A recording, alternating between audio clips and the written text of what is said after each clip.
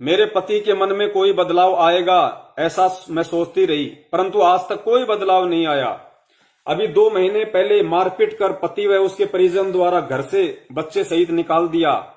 मैं अब देखना फिर मैं कहां गई, मैं राजगढ़ आश्रम में रहने लगी।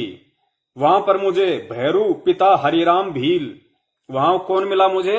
भैरू दास पिता हनुमान दास, भैरू दास पिता हरिराम भील। उम्र है 32 वर्ष, धंधा करता है मजदूरी।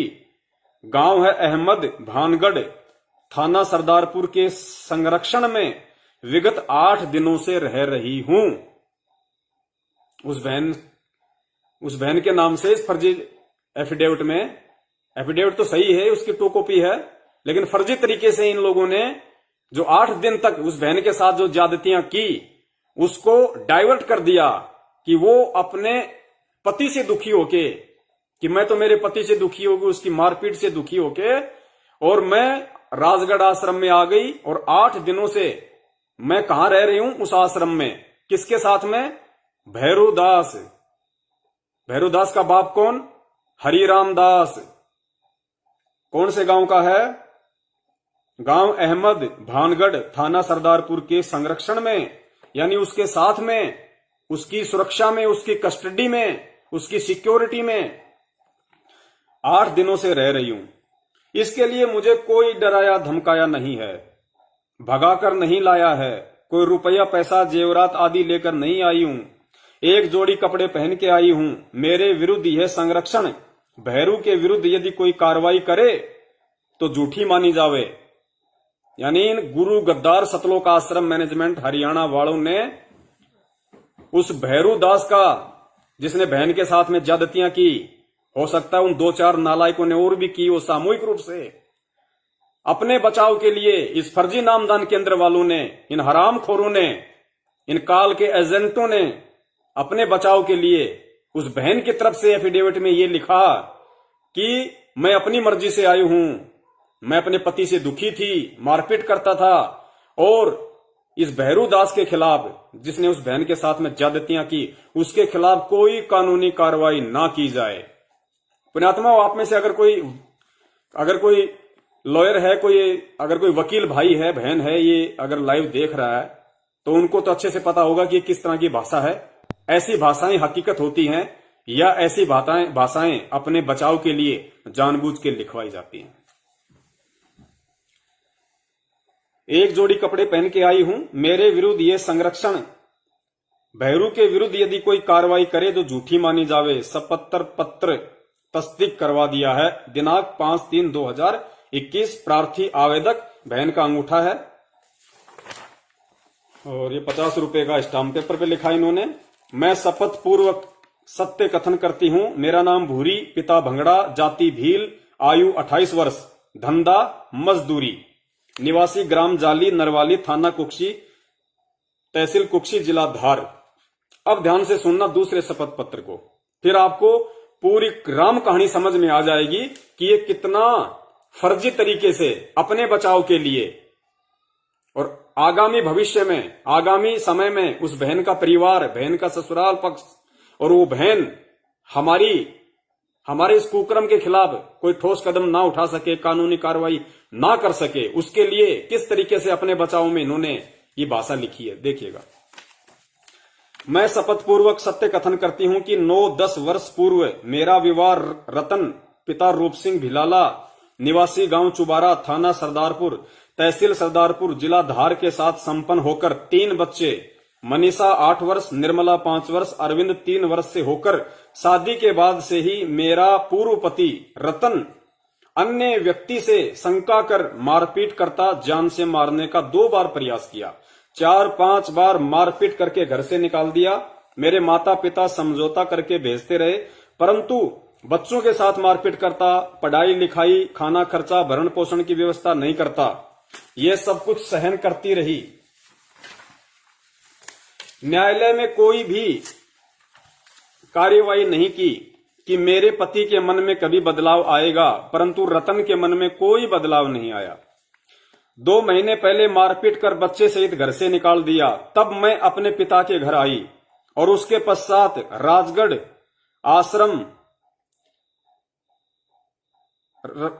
आश्रम में बच्चे सहित रहने लगी। रतन के घर जाने में मेरी जान को खतरा है, इस कारण रतन के घर रहना नहीं चाहती। मैंने रतन को छोड़ के उसको छुट्टी दे दी।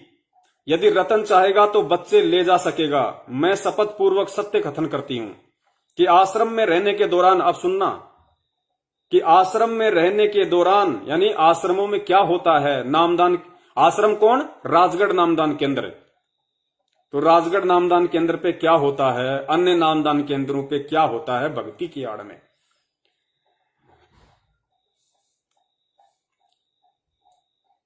मैं शपथ पूर्वक सत्य कथन करती हूं कि आश्रम में रहने के दौरान, भगवान का भजन कीर्तन करने के दौरान मेरी मुलाकात भैरू पिता रतन भील, आयु 32 वर्ष, काम धंधा मजदूरी, निवासी ग्राम अहमद भानगढ़, थाना सरदारपुर, तहसील सरदारपुर, जिला धार से मुलाकात हुई। यानी 3 बच्चों की मां, और आश्रम में गई वहां पे राजगढ़ में और वहां पे रहने लगी। अब बताइए, वो जहां जिस नामदान केंद्र पे रात को कोई रहता नहीं, उस नामदान केंद्र पे ये रहने लगे। देखो इन्होंने कैसी भाषा लिखवाई है। जिला धार से मेरी मुलाकात हुई। मैंने अपने जीवन में घटित घटना के बारे में सारी बातें बताई। भैरू दास को उसने सारी बातें बताई कि ऐसे ऐसे मेरा पति है, मेरे साथ मारपीट करता है, मैं बहुत दुखी हूं, मैं भक्ति करना चाहती हूं। एवं भैरू ने अपने जीवन की सारी बातें बताई और उधर से भैरू ने भी अपने जीवन की सारी बातें बताई, अपनी पूरी जीवन लीला खोल के रख दी। क्या क्या जीवन लीला? भैरू जी पहले से शादीशुदा है, उनकी भी 2 संतान हैं। यानी जो भैरू है उसके भी 2 बच्चे हैं, पहले से शादीशुदा है। और ये सारी परिस्थितियां देखने के बाद भी मैं भूरी पिता भंगड़ा ने भैरू पिता हरिराम भील के संरक्षण में जाना तय किया।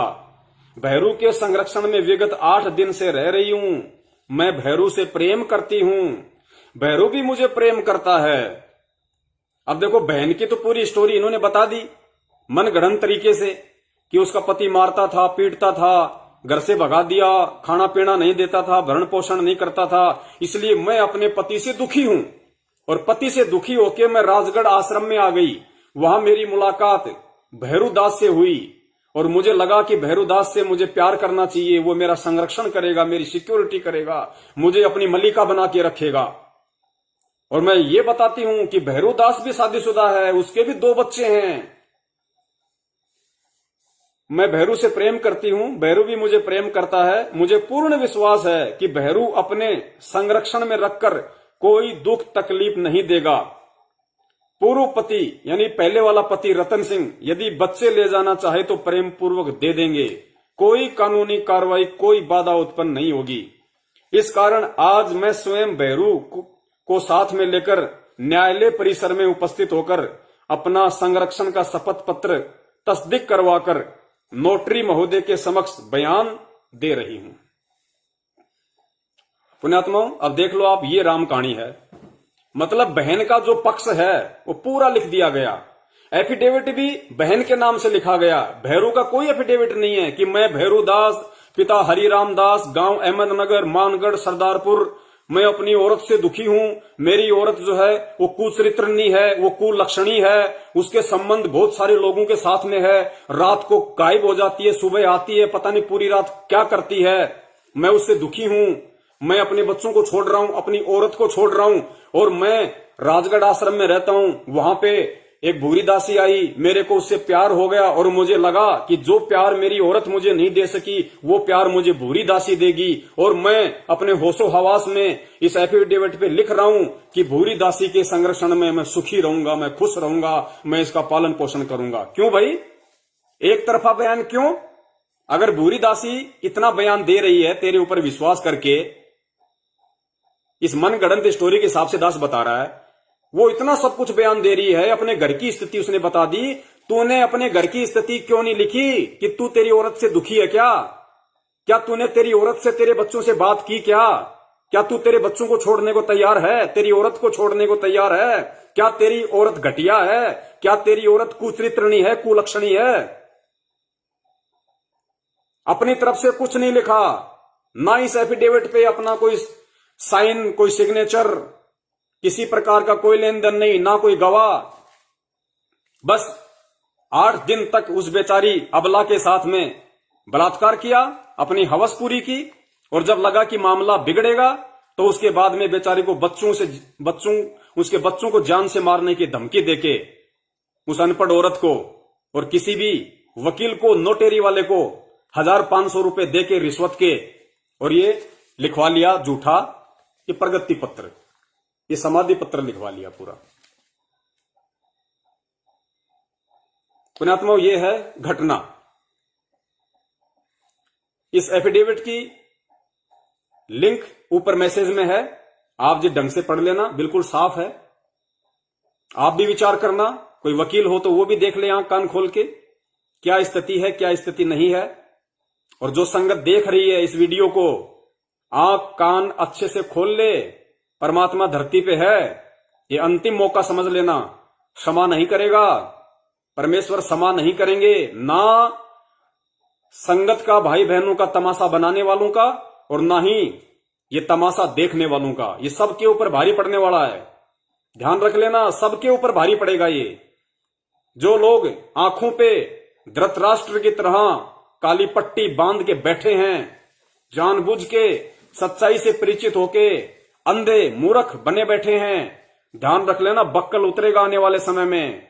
परमात्मा एक का भी रक्षा नहीं करेगा, एक का भी बचाव नहीं करेगा, ध्यान रख लियो। कहर टूटेगा, परमेश्वर का कहर। व्यभिचार इन सतलोक आश्रम मैनेजमेंट हरियाणा वालों में, व्यभिचार इन सतलोक आश्रम मैनेजमेंट हरियाणा के फर्जी नामदान केंद्रों पे, इनके कोऑर्डिनेटरों में सीमा पार कर गया है, सीमा। ये कोई नई घटना नहीं है जो दास आपको बता रहा है, नई घटना नहीं है। आज से 5 महीने पहले, लगभग 5-6 महीने पहले, आप सबको अच्छे से पता है, दिल्ली का उप कोऑर्डिनेटर बलवंत सिंह, खुद शादीशुदा, और एक भगत की नाबालिग लड़की को भगा के ले गया, साथ में संगत का 2,63,000 रुपया भी ले गया। उसके बाद में कुछ दिनों पहले, महीने भर पहले की बात है, आपने सतलोक आश्रम मैनेजमेंट हरियाणा का एक पीला पर्चा देखा होगा, जिसमें था कि हिसार का जगबीर सिंह, जो हिसार जेल में था, और पहले मैनेजमेंट वालों ने उसके खिलाफ खूब प्रचार किया, संगत को मूर्ख बनाने के लिए, कि ये जेल में था, ये गुरुजी के पास में सेवा करता था, गुरुजी का खाना बनाता था, गुरुजी के पास से आया है। किसी को अगर कोई शंका हो कि ऑडियो गुरुजी के हैं या नहीं है, लेटर गुरुजी भेजते हैं या नहीं भेजते हैं, ये जगबीर दास का नंबर है, काला कलूटा सा है, डाकू जैसा, गुंडे टाइप की शकल वाला, ये उसका नंबर है, उससे बात कर लो। बहुत सारे लोगों ने बात की, आत्म संतुष्टि प्राप्त की कि हाँ बिल्कुल सही है, सत्सेवक तो बिल्कुल झूठे हैं, निरे घटिया इंसान हैं, झूठ बोलते हैं। देखो हमारा जगबीर भाई हिसार जेल से छुट्टी आया है, गुरुजी का खाना बनाता था, झूठ थोड़ी बोलेगा। वही जगबीर भगत की नाबालिग लड़की लेके 1 महीने पहले भग गया, 1 महीने पहले। और वही सतलोक आश्रम मैनेजमेंट हरियाणा, जो अपने जवाई की तरह 2 महीने पहले उसके सम्मान में कसीदे पढ़ा करता था, संगत में उसका मोबाइल नंबर प्रचार करता था कि ये जो कहेगा वो सच कहेगा, वही सतलोक आश्रम मैनेजमेंट हरियाणा उसके नाम का पीला पर्चा निकाल रहा कि हरामखोर व्यक्ति है, ये एक भगत की नाबालिग लड़की को लेके भग गया, अगर किसी भगत के घर पे आए तो इसको रुकने मत देना और तुरंत पुलिस को सूचना देके इसको पकड़ाओ। ये चरित्र है इनके। खुद महेंद्र भगोड़े का बेटा कौन, अमित, जिसने मुझदास को मां बहन की गालियां दी, ऑडियो आप सबने सुनी होगी, सारनामी अमित। काफी समय पहले बरवाला में रोड के बीच में उसको लोगों ने पटक के मारा था। मैटर क्या था? छेड़खानी का। खुद गुरुजी का लड़का, एक जो छोटा वाला भगोड़ा बनके बाहर घूम रहा है, बड़े वाला अंदर है जेल में। उन दोनों भाइयों का क्या चरित्र था? जब गुरुजी की तारीख थी 2016 में रोहतक में, तो गुरुजी का जो एक बॉडीगार्ड था संजय डाबोदा, जो फिलहाल पुलिस की पकड़ में आ चुका है, पहले वो भगोड़ा बन के घूम रहा था, संजय डाबोदा सतलोक आश्रम बरवाला में गुरुजी का बॉडीगार्ड था। जिंद चौराहे पे, रोहतक के जिंद चौराहे पे संजय डाबोदा ने, गुरुजी के बॉडीगार्ड ने, गुरुजी के छोटे लड़के के कान पे खींच के तमाचा मारा, अच्छे से धुलाई करी। रीजन क्या था? यही औरत का। तो पुण्यात्माओं, ये पूरा का पूरा जो खानदान है, ये पूरा का पूरा जो कुणबा है सतलोक आश्रम मैनेजमेंट हरियाणा, ये सारा का सारा काल का एजेंट है। सारे के सारे कुचरित्र हैं ये, एक का भी चरित्र सम्माननीय नहीं है, एक का भी। देशराज इनका बाप, वर्ल्ड कोऑर्डिनेटर, जो विदेश यात्राओं में रहता है संगत के दान पे। दास के साथ उसकी बातचीत हुई, 1.5 मिनट की ऑडियो मैंने संगत में वायरल भी कर रखी है, उसके नाम का विशेष वीडियो भी बना रखा है। क्या बोला दास को कि हरामखोर, अगर आज के बाद मेरा नाम लिया अपने वीडियो में तो तेरे मुंह में मुतूंगा, और ध्यान रखना अगर दोबारा ऐसी हरकत की तो तेरी छोरी को उठाकर कोठे पे बैठा दूंगा। ये शब्द हैं इनके। परमेश्वर क्या कहते हैं? गोबर खाओगे तो गोबर जैसी बदबू आएगी, गुलाब जामुन खाओगे तो गुलाब जामुन जैसी डकार आएगी। तो ये लोग एक्चुअल में घटिया हैं। आप इनको ये ना समझो कि ये भगत हैं। परमेश्वर के ज्ञान से थोड़ा सा अंदर वाली आंखें खोलो, और इन भगत के भेष में जो भेड़िए हैं ये, इनको पहचानो। ये क्या नहीं करते? आज से 3 महीने पहले दास ने शाम के लगभग 4 या 5 बजे दास अपने फेसबुक पे अचानक से लाइव आया था, पीली टी शर्ट पहन के 10 मिनट के लिए, कि आज दास को अचानक से लाइव आना पड़ा। और दास ने क्या कहा था उस वीडियो में कि ये लोग रंडीबाज हैं, रंडीबाज। और संगत से दास ने कहा था कि सुधर जाओ, मान जाओ, वरना तुम्हारी बहन बेटियों को घर से बाहर निकाल निकाल के बाजार में बेचेंगे ये, गुरुजी का नाम ले लेके। और आज यही हुआ। उस समय तो आप लोगों को लगा नहीं, भगत ऐसा कभी कर ही नहीं सकता, भगत ऐसा कैसा कर देगा। आज तुम्हारी आंखों के सामने कर दिया, आंखों के सामने। और अगर अब भी नहीं सुधरे, अब भी नहीं माने, और इन फर्जी नामदान केंद्रों पे अगर भगवान प्राप्ति के लिए जाओगे, इन काल एजेंटों के ठिकानों पे, तो ध्यान रखना सुरक्षित तुम्हारी बहन बेटियां भी नहीं है। नंबर अगला उन्हीं का है, नंबर अगला तुम्हारी बहन बेटियों का ही है, जो इन नामदान केंद्रों पे जाते हैं, फर्जी नामदान केंद्रों पे। तुम्हें हर तरीके से लूटा जा रहा है, हर तरीके से तुम्हें 2 तरफा खाया जा रहा है। तुम्हारी बहन बेटियों का शारीरिक शोषण भी किया जा रहा है, और उल्टा तुम्ही से दान धर्म लेके ऐसो आराम की जा रही है।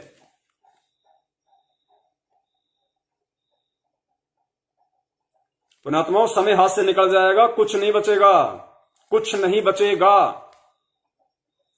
अभी ये जितने भी नामदान केंद्र हैं, इन पे ऐसे कुकर्म क्यों हो रहे हैं?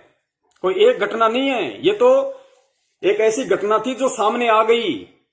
ऐसी तो ना जाने कितनी घटना घट चुकी हैं, कितनी बहनों को ये लोग अपनी हवस का शिकार बना चुके हैं। आपको एग्जाम्पल देता हूं, आपने इनके पीले पर्चे पढ़े होंगे बहुत सारे, कि सारी संगत को सूचित किया जाता है। इतने साल की एक बहन मध्य प्रदेश की हिसार तारीख पे आई थी, 4 दिन से लापता है। किसी भगत को संपर्क हो तो इन नंबरों पे सूचित करें। कहां जाती थी वो बहन, कहां गई, कौन पकड़ लेगा? ये पकड़ने वाले ये शैतान है, ये यही लोग, यही गुंडे लोग, यही काल के एजेंट। पता नहीं कितनी बहनें इनकी दरिंदगी का शिकार हुई, इनकी हवस का शिकार हुई। नेपाल की बहन बिंदिया 2016 में हिसार से गुरुजी के दर्शन, नेपाल से गुरुजी के दर्शन करने आई हिसार।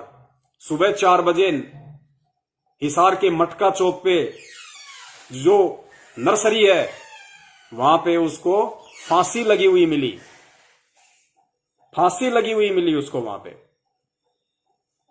अरे नेपाल से कोई बहन अगर अपने गुरु के दर्शन के लिए हिसार आ रही है, रात को होटल बुक करके होटल में रह रही है, और सुबह 4 बजे वो मटका चौक पे फांसी पे लटकी हुई मिलती है, और घुटने उसके जमीन पे टिक रहे हैं, घुटने जमीन पे टिक रहे हैं, छोटा सा पेड़ है, उसकी टहनी पे उसकी चुन्नी से फांसी लग रही है। ऐसे फांसी लगती है जिसके घुटने जमीन पे टिके होते हैं। किसने फांसी लगाई और क्या क्या करके फांसी लगाई होगी? इन्हीं तुम्हारे बड़े बड़े भक्तों ने, तुम्हारे भगत भाइयों ने, सतलोक आश्रम मैनेजमेंट हरियाणा के दरिंदों ने, गुंडों ने। सुधर जाओ भाई, सुधर जाओ। और सबसे बड़ा सबूत मैं तुम्हें बताता हूं, इसका सबसे बड़ा सबूत, आप लोगों को आज तक सतगुरु रामपाल जी महाराज जी के कोर्ट के बयानों की नकल क्यों नहीं दी जा रही? अरे 7 साल होने को आई, 7 साल। मूर्खो, इतना तो विचार करो। ये गुरु केवल अकेला उन दरिंदों का नहीं है, असल में ये गुरु तुम्हारा है।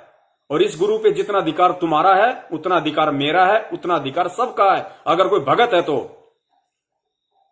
और तुम 7 साल से अपने बाप के बयानों की फोटोकॉपी तक नहीं ले सके इनसे।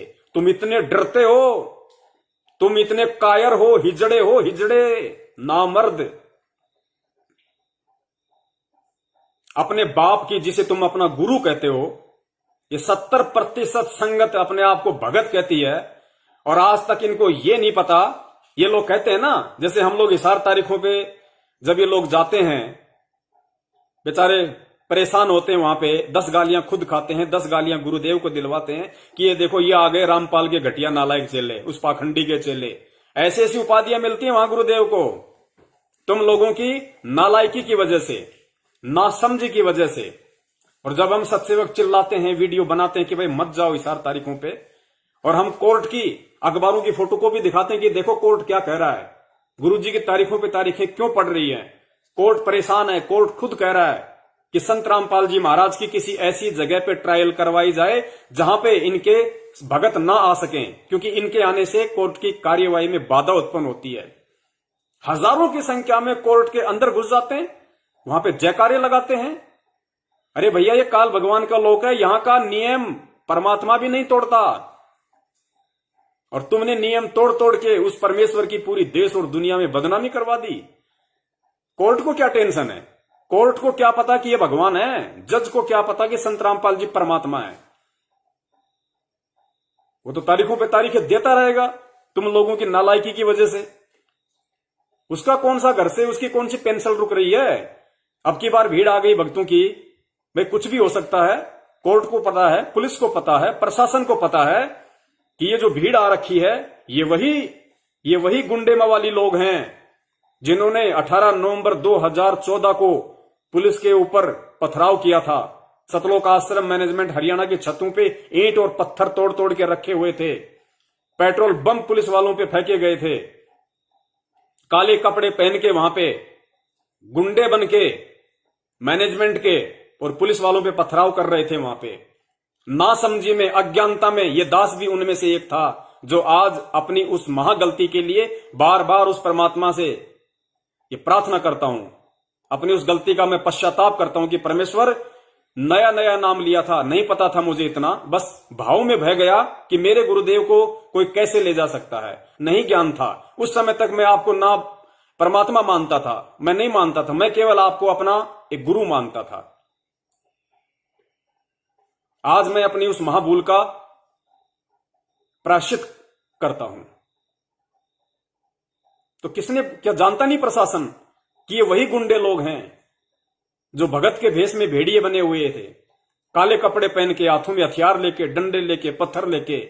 ये आज क्या नहीं कर देंगे? जब 30,000 पुलिस फोर्स वहां पे थी, जब इन लोगों को उनका डर नहीं लगा, तो आज यहां पे 10-20 पुलिस वालों को ये लोग क्या समझेंगे? तो पुलिस वाले हमें वही समझते हैं, हम चाहे अपने आप में कितने ही बड़े भगत बने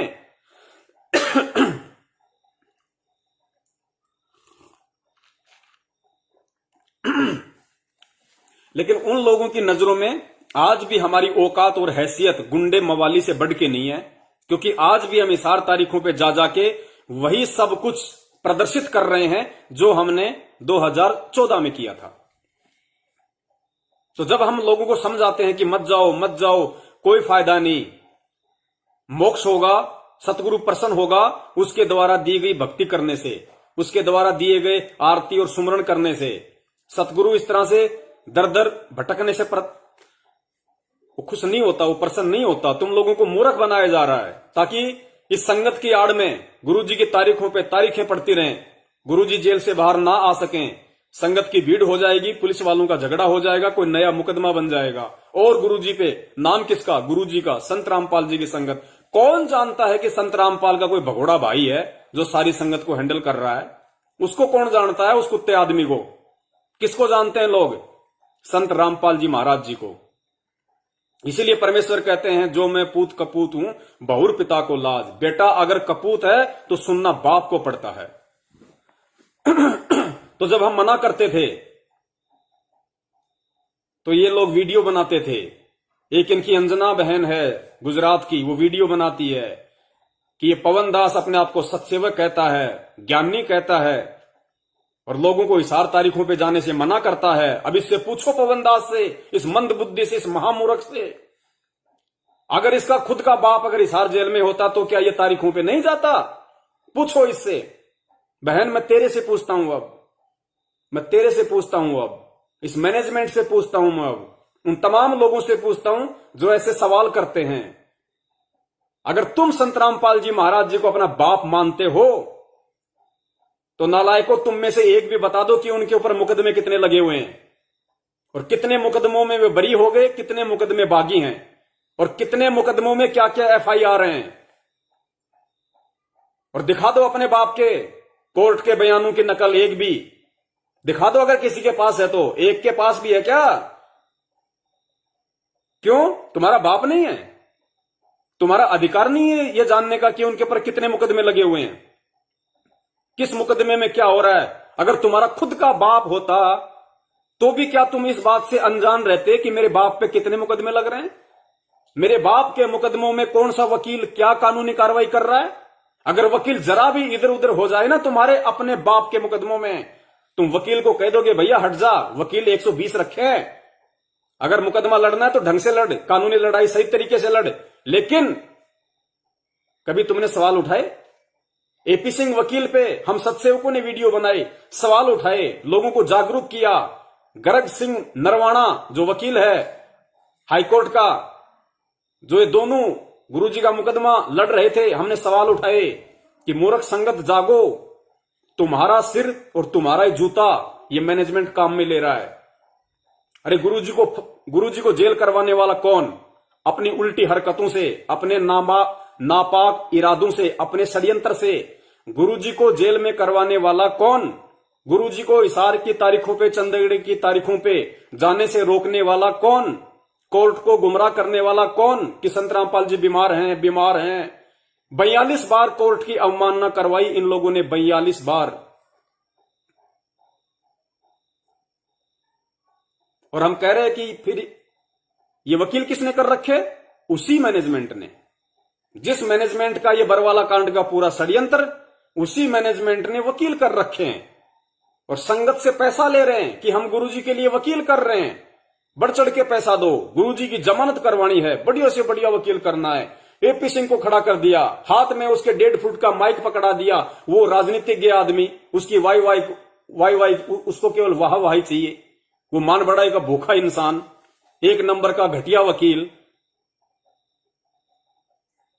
राम रहीम का मुकदमा वो लड़ रहा, इधर संत रामपाल जी महाराज जी का मुकदमा लड़ रहा, उधर राजस्थान के गैंगस्टर आनंदपाल सिंह का मुकदमा लड़ रहा और इधर संत रामपाल जी महाराज जी से नाम दीक्षा लेने का ढोंग कर रहा, भक्तों को मूर्ख बनाने के लिए कि AP सिंह भगत बन गया।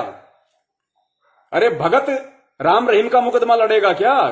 जो सतगुरु रामपाल जी महाराज जी का भगत होगा, क्या वो राम रहीम का मुकदमा लड़ेगा?